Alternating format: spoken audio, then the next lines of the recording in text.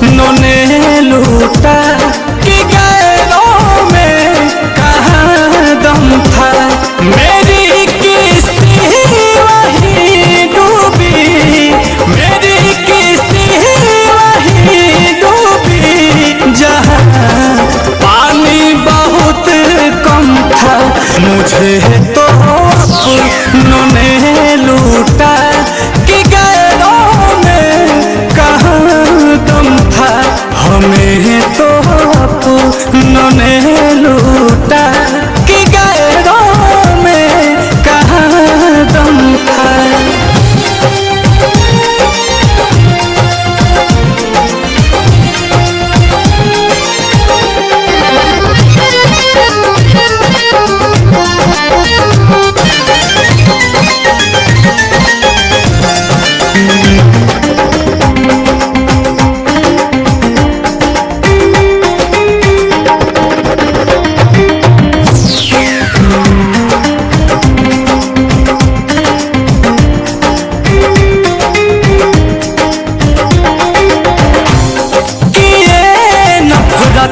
मीठा शरबत पिला कर मुँह मोड़े हैं।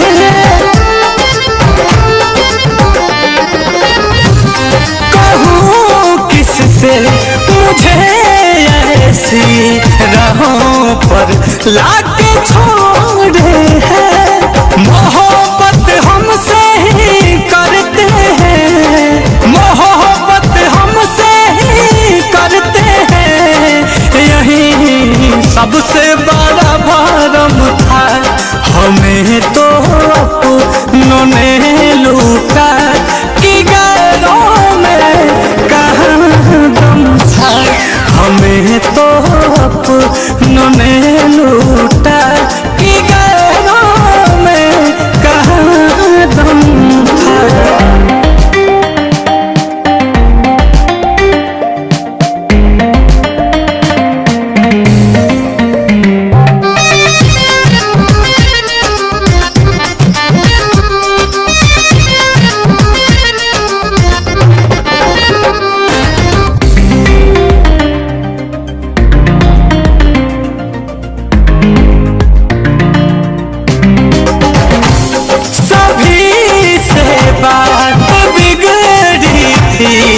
उन्हें जब भी अपना था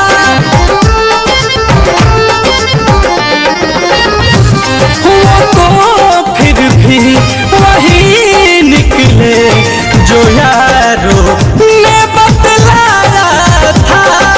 रोहित लील कमल जब टूटे, रोहित लील कमल जब टूटे हुआ बारिश झमा